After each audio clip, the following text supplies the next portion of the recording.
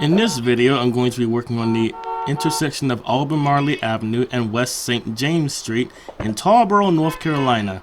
This is the only intersection on Albemarle Avenue not to use no left turn train devices, opting instead for traffic light arrows that turn red when the train approaches, and railroad crossing devices with side lights on them.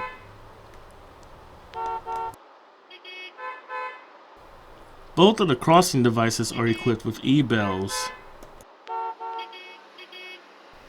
The first thing I'm going to do is take this traffic stopper that controls traffic on Albemarle Avenue and move it over here to where the crossing is located. And of course rotate it accordingly. Looks like there's some other spine points I have to move as well. This traffic controller controls southbound traffic on Albemarle Avenue, so I'm going to place on the other side of the crossing. This traffic stopper controls left turning traffic onto St. James Street. So I'm going to go ahead and move this into place.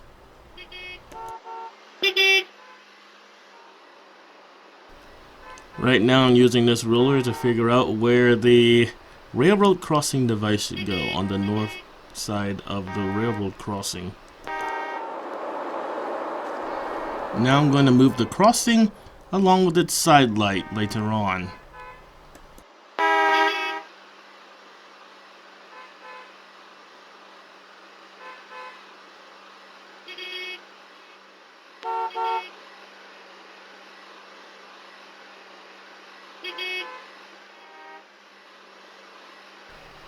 Right now I'm drawing on the map where the other crossing device is located, which is really hard to tell on this map because of how low in detail it is.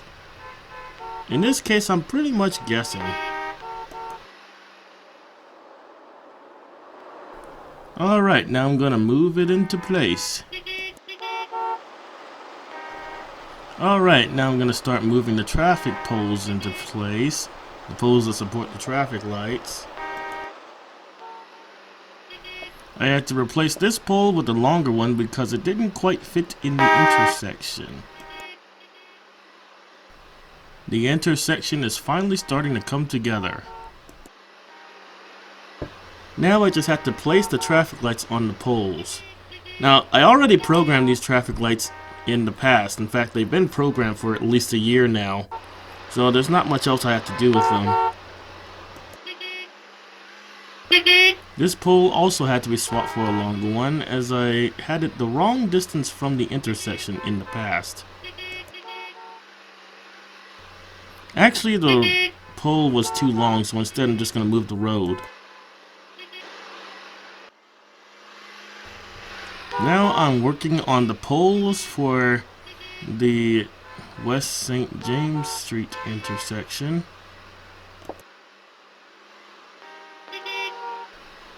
And now for the electric pole, which is how this traffic light intersection will get its electricity. Actually, these meters are to measure how much power is being used so that the electric company will know how much to bill them. And this is the control unit for the traffic light intersection. It does not control the railroad crossing, there is a separate device for that. And there's probably some underground cable that allows them to communicate with each other, so the traffic light will know to change to red when the railroad crossing is operating. Now the traffic lights are fully installed.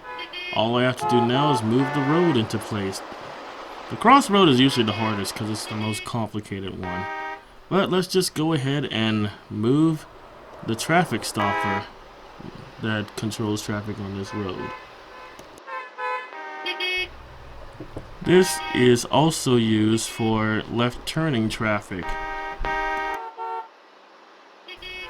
Now all that's left to do is replace the triggers with the Trainz 2019 version, as well as replace the traffic slaves and the controllers. Okay, right now I am programming the new ATLS controller. Now that that's controlled, I can delete the old one And they already replaced the one for the railroad crossing. Alright, with all the traffic slaves updated, it's time to do a test run.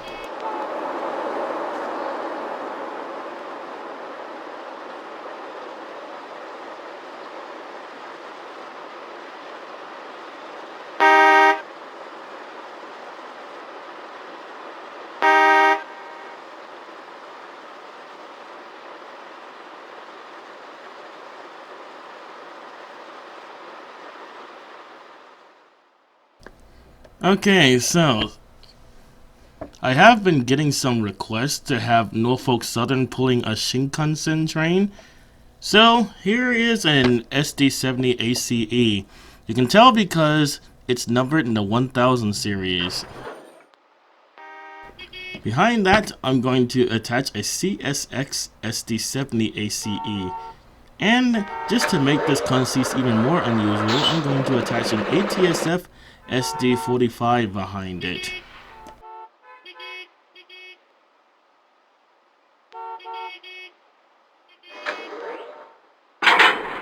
Now, I'm not sure if you'd be able to attach a real Shinkansen to an American locomotive. They do use knuckle couplers in Japan, so theoretically it might be possible. Though I'm not sure if the MU cables would be compatible, even if you could couple them.